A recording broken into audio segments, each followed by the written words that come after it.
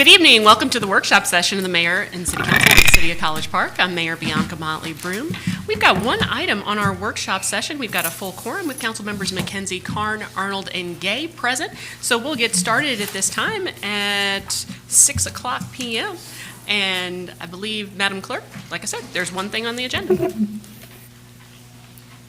Presentation from Alden and Jenkins, Certified Public Accountants to provide audit services to the city.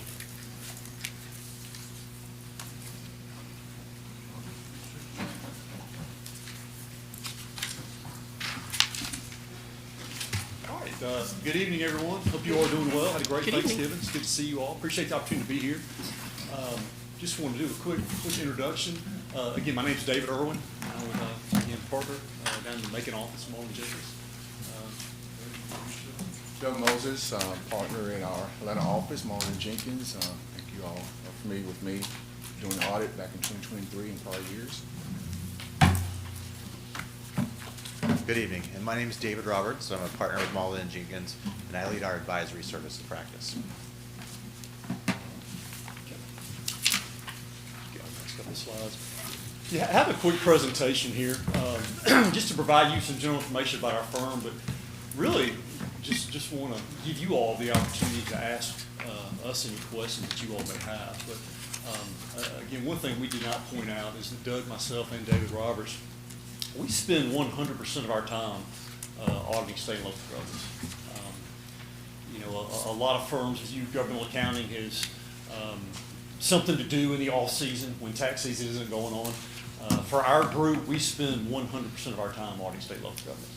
So again, happy to be here with you all this evening. You go to the next slide. Just to give you a little bit of information about our firm, we are based in Atlanta. We do have 13 other offices. We have about 515,000 hours service annually. Of that amount, around 155,000 hours are served auditing state and local governments. And that amounts to about 750 governments throughout the nation. We have clients in Iowa, Wisconsin, over in Texas, and of course, obviously here in Georgia, where we audit more cities in Georgia than any other firm. We have about 515 personnel in our firm. Of that amount, around 180 serve governments. So we have 77 partners. Of that amount, 18 are governmental.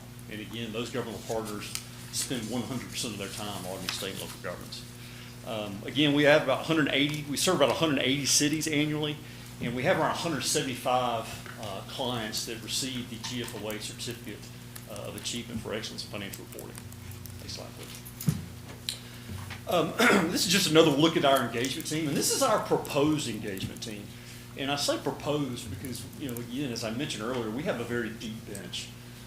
We can alternate partners, we can alternate managers, we can serve you all out of the Macon office or the Atlanta office. It's really up to you and your preference. But again, our proposed engagement team would be myself as the engagement partner, Hope Pendergrass would be the quality control partner. And again, quality control partner, before our audit is released to you all, it has to go through our internal control process. So we have a separate partner that has had otherwise nothing else to do with the engagement that looks at the file, makes sure all the I's are dotted, T's are crossed. So again, that's just an internal quality control procedure that we have, and she would be our quality control partner. Demetria will be our senior manager. We also, obviously have Doug Moses as a resource partner. And really, every partner in our firm is a technical resource. Anything that occurs, that happens, we all work together between offices to kind of ask each other questions if anything comes up. So, every partner in our firm is a resource partner for the city. And again, IT is a huge thing these days. So, while that will be outside the scope of the audit, we have a separate team, if need be, to handle the IT portion. This next slide just has a sample of some notable clients that we serve. Don't want to read everything to you, but again, we audit the city of Atlanta, Charleston, South Carolina, Destin, Florida. Again, as I mentioned earlier, we audit Dubuque, Iowa, Savannah, Georgia, Augusta, Georgia, Columbus, Georgia. So, and then Hartsville-Jackson Airport as well. So, again, we audit a significant number of cities, not only in Georgia but across the nation. Single audits, we are experts in the single audit arena. We have about 225 clients a year that require us to have a single audit. Again, a single audit is a compliance audit that is required when an entity has over $750,000 of federal expenditures. So we are quite versed in the single audit area. Debt, again, any significant bond issuances, if you all decide to go out into the market for debt, we have significant experience in that as well. Transitions, we did previously audit you all, but you all had an auditor prior to us last year, and just had some testimonials here as far as the transition process goes. We certainly understand any anxiety that you would have in having a new audit firm come in. So we have just, again, a couple testimonials here. Won't read them to you word for word, but up the top, the last sentence there, we are looking forward to next year's audit. Clay Duffy of Mount Pleasant Waterworks sent that to us in 2014. That's kind of odd. We don't get that comment too often that they're actually looking forward to next year's audit. Crystal Coleman, Edgefield County Finance Director, your personalities make a huge difference, and we have not regretted changing auditors. Again, CPAs aren't always known for their personalities, so we certainly appreciated that comment as well. And then Wesley Robb at Charleston Water System, you are the best auditors I've ever worked with. It's a big difference having a group that is dedicated to governmental accounting. And I'm sure you all can appreciate that. Governmental accounting's gotten so complex. I couldn't imagine, again, auditing state and local governments outside of tax season. So this is our focus. It's the core of what we do. It is what we do. And we would certainly appreciate the opportunity to be service to you all. Next slide, again, just one more testimonial. Augusta, Georgia. Tim Schwer made a comment, like most finance departments, we hate breaking into a new audit firm, but Malden & Jenkins made that transition practical, painless. And again, that's what we would aim to do for you all. And how we would do that, again, just the key to transitioning clients. While we have audited you all previously, we are proposing a new team. So it would be a new office that's auditing you all, a new team top to bottom. So we would communicate with your prior auditor. We would review prior auditor work papers. Just want to visit with you all and simply learn. We have some institutional knowledge from previously auditing you all, but we still want to come in and learn your process and procedures, and then tailor our audit based on what we learn. There's no cookie cutter approach to auditing. There's not an M&J way. We want to learn how you all operate, and again, tailor our audit procedures based on what we've learned.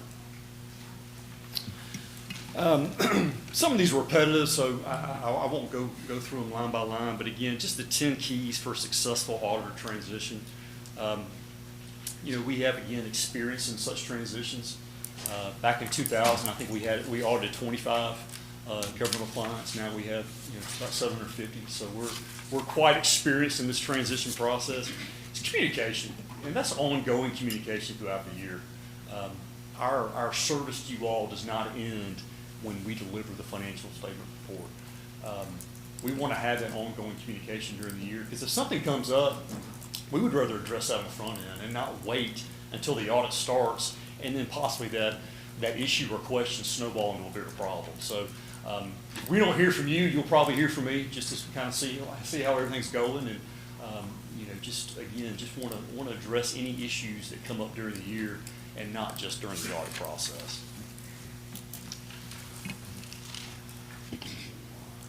Get the next slide. We can skip that slide too. Staff retention.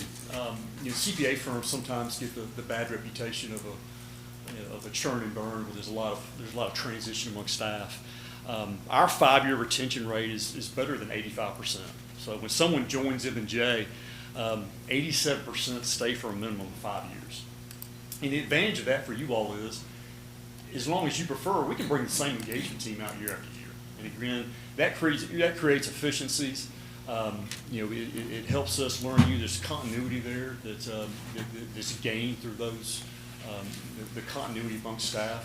But again, as I said earlier, that's certainly up to you all. We can rotate as often as you all like, and we really leave that up to your preference. You know, public accounting is a service industry, as I mentioned earlier. We want dialogue with our clients. We want to know what's going on. You know, we want to be proactive instead of reactive. And again, as I mentioned earlier, we want that ongoing communication throughout the year. We are ready to serve you all. We have the capacity. We want to get started as soon as possible. Timely financial reporting is key. You know, your financial statements can be a valuable tool to management and to you all if it's received and delivered to you all timely within a timely period after year end. The further it gets delayed out after year end, the less useful that document is. So we really aim to get your audit completed as soon as possible, and that's with all of our clients. You know, your audit, you all are June 30 year end, your audit's due by 12/31. Obviously, you know, we're kind of behind schedule as far as that goes, but in future years, our goal would be to meet that 6-month deadline. I think is important not just for the state requirement, but also for management and for council. So that's certainly something that we aim to do.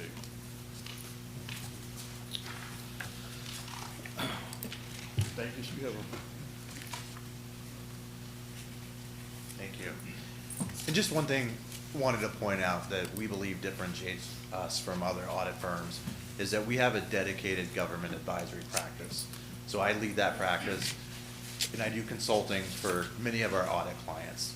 And just here on the slide, you can see we focus on things such as strategy, operational efficiency, performance, as well as transformation. And so really just want you to know that whether you want to be proactive and have something looked at to enhance operations, efficiencies, reduce risk, ensure compliance, we're on call. And if you ever have something that, you know, an event or an issue comes up that you need to get to the bottom of it and help with problem solving, we're on call. So with Malden & Jenkins, not only are you getting the audit, but you also have access to us, and we're ready to assist you at any time.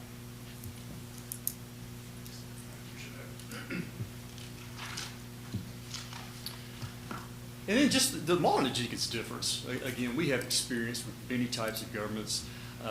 We have experience with large and small governments, experience with GFOA certificate program that we mentioned earlier, as well as the bond market and the single audits.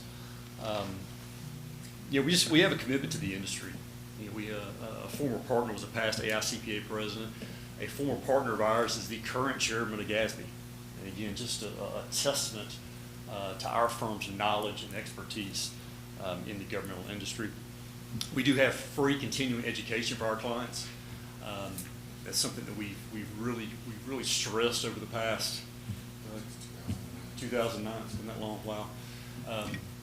It's quarterly. It's remote. Anybody that is a part of the city that is welcome, that is interested in joining those classes, is free to sign up. And again, it's just a value-added service that we really think contributes to a smooth and efficient audit.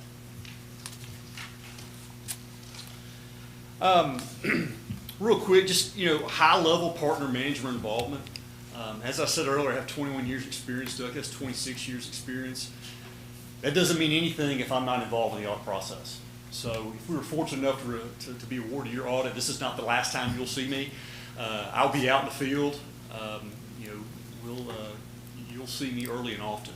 And again, our partners, our managers, are a lot more involved in the day-to-day audit process than you see of other firms. I think some of this has been redundant. I think that's it again. Just kind of wanted to hit the highlights of this presentation, and you know, we certainly appreciate the opportunity. Welcome to answer any questions that you all may have. But again, thank you again for your time. Thank you, Mr. Irwin. Any questions? Councilman McKenzie? Thank you again for this presentation. You pretty much answered my questions. Now, if we were to bring your firm on to finish the audit for this current cycle, December 31st is now 30 days away. I heard you say that you all strive to get the audits done as soon as possible. But in our case, if you were brought on to do that, what kind of timeline are we looking at? We would speak with management, really just kind of get a pulse of where things are. It's kind of hard right now to give you a definitive timeline, but we would want to meet with management and just see where they are in the process of getting everything ready. And we're ready to hit the ground running. So we would aim to get it done as quickly as possible. But I think that's really just kind of dependent on where you all are at in the preparation process of the audit. But again, we have the resources readily available to get started as soon as you all are ready. Okay, thank you again. Councilmember Carn? All right, thank you for coming out. Good to see you guys. As you know, I wanted to get a new set of eyes on things last year. And the last audit, there was a delay with the completion of the audit that I wasn't too happy with. And this is something that's, due first of the year here. So, I mean, you have a ballpark guess in terms of when you're going to get us ready to go here, or is it all dependent on staff preparation? That's really the foundation of the audit. That's when we can get started. So again, we really just need to talk to management, talk to finance, and just see where they're at in that process. But again, we would get started as soon as possible, and, Okay. and aim to get the audit completed as soon as possible. And Doug, it's good to see you again. So I understand you're going to get us, your company, but a team with a new set of eyes on things as well. City Manager, at the last audit, I understand that there were some challenges with organizing, locating, and identifying upstairs some of our internal documents, according to Banks and White. So we want to make sure we're prepared for that. Now, I thought I saw Roderick in the hallways today. Roderick, I'm sorry, yeah. So if that's gonna help, so be it, but, so the faster we get the documents you need in order, the quicker they can go to it, right? So. Yeah, and I'll just add to that, if the city is kind of fully closed out and in good shape, and we can come out sometime this month, if it's awarded to us, to do the planning and walkthrough procedures and hit the ground running in January. Now, I would think, again, if things are in good shape, we can get it issued by the end of March. And so that's what I'm looking at, if everything's in good shape. So you're talking about not starting until January? Well, we're in December now, so we got to do, once you all award the contract, if we're lucky to get it, we got to schedule time to look at the prior auditor's work papers, right? And then do some walkthrough procedures and planning, things of that nature, and then schedule a time when the city management is ready for us to come out to start the field work audit. And so we'll have a list of things that they'll need to provide and gather for us to start the audit. So that will take some time. Okay, Mike, maybe y'all sit and figure out how we can organize an expedited process for that through December in particular. I know it's the holidays, but, I'm sure y'all been up against tight deadlines at the end of the year before, so I guess a little bit of holiday work is nothing unfamiliar to you guys. Yeah, I was working during Thanksgiving, so. All right, you hear that, Mike? Yes. All right. Mike was working too. Okay. Yesterday, and I didn't work on yesterday too. All right. Okay, all right. Councilmember Arnold? Thank you. David mentioned earlier that you all are willing to tailor to our needs, right? And I think with the questions that my colleagues have asked, as far as the timeline is concerned and how soon we can get it done, are you willing to work with our prior auditors to try to expedite this process? In what way you're talking about? Of course, I know that you're going to ask them for their work papers, but there may be some other things that you need to work with them on in order to expedite the audit. So sometimes we've seen this happen, like when we take over a new audit, right? And then the prior auditors sometimes come in and help with the year-end closeout procedures and things of that nature to kind of expedite that organization being ready for the audit. So that's a possibility as well. Thank you. Councilmember Gay? Yes. Well, a couple observations. I was involved with the last auditor as they were going through their process. What I learned was that it appears that a lot of the challenges that they had to do with what they started with. When they got to our books, we went through 3 finance directors, right?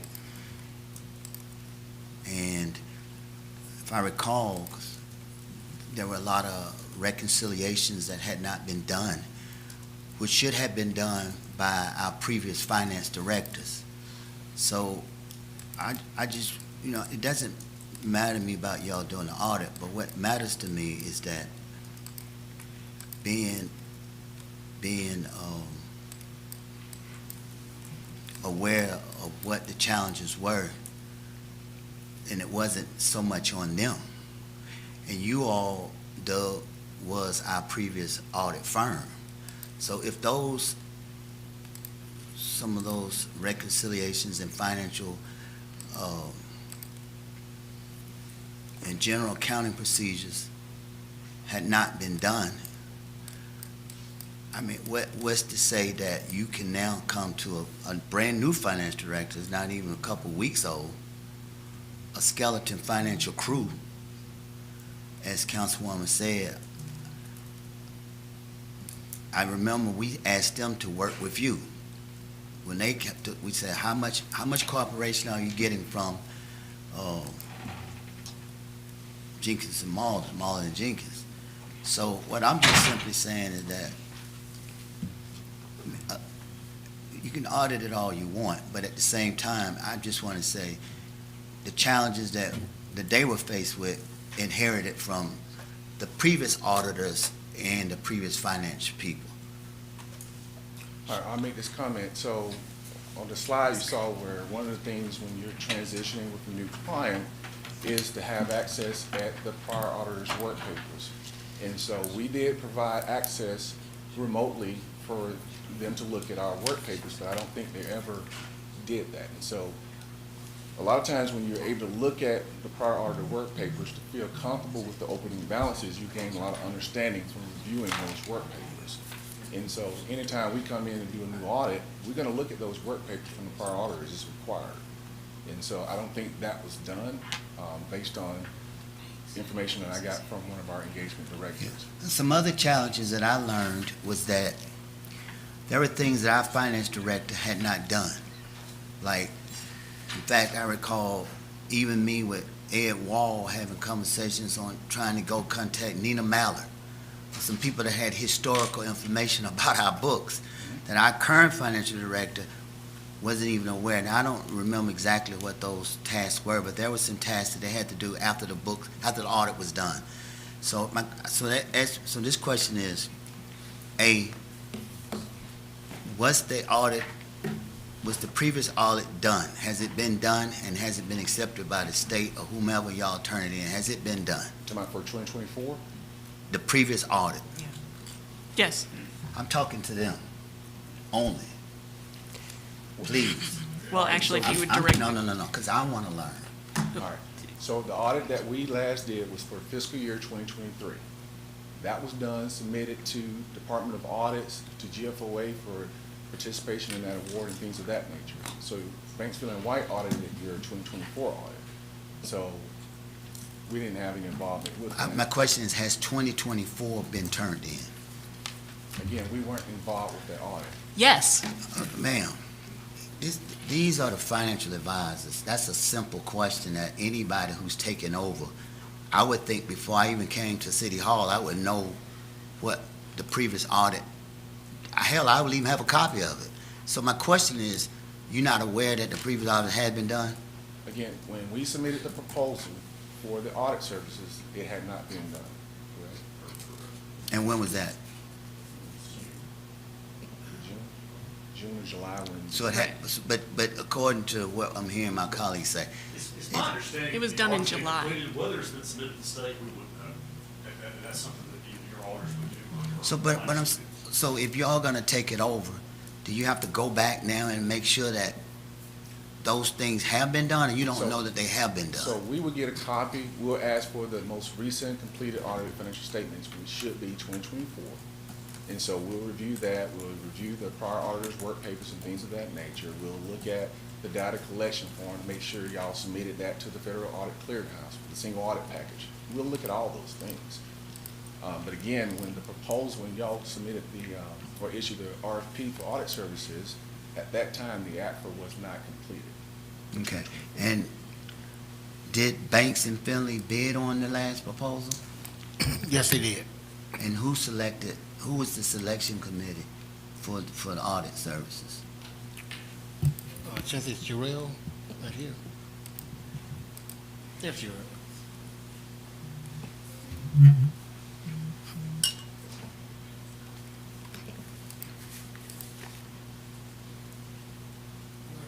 Who was the selection committee for the, I'm assuming this was a proposal, this was an RFP? So, can you just explain the selection service There were process? 3 people when I got here. When I got here, the bid hadn't already closed, so I just called it at the end, doing the evaluation. Mr. Jones, can you make sure that you're at the microphone? sorry. Thank you. Well, when I got here, the bid had already closed, so when I was just finishing up on the project on the end. But it was 3 evaluators, Roderick Taylor, I want to say Rhonda, and a guy by the name of Eric Banks, I believe. Those were the people on the committee. All right, thank you. I don't have anything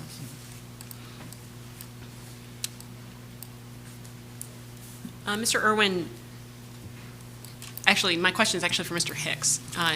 Can you share with us where we are on the year-end closeout for Yes. FY25? Yes, so, Sam, if you come up. So from what I understand, Banks, Finley, and White has already submitted a year-end closeout for 24-25. So we're waiting to, if you all approve it, well, they've actually won the bid, according to the RFP, so that we can move forward with Martin Jenkins for. No, the closeout for FY25. Good evening. We're currently in the process of closing out. We expect to be closed by the end of December. So with that information, does that alter your response, Mr. Moses, in terms of being able to achieve an audit for FY25 by the end of March?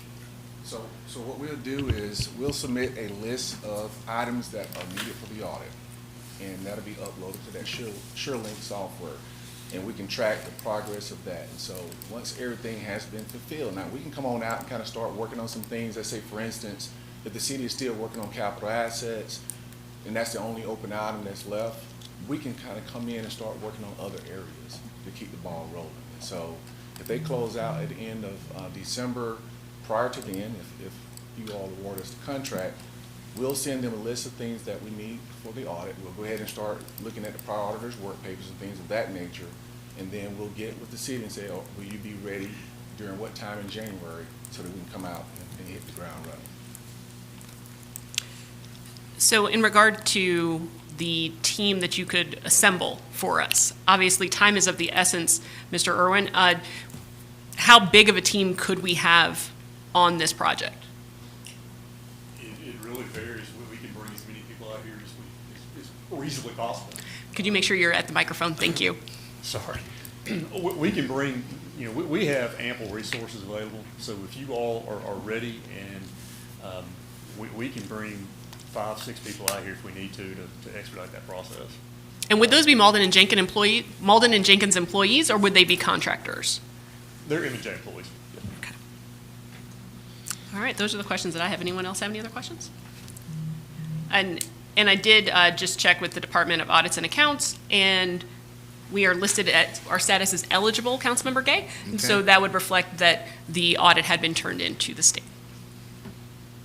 Thank you so much for your time. Appreciate it. Appreciate it. That is the only item on our workshop, and so we will see everyone back here for the regular meeting at 7:30.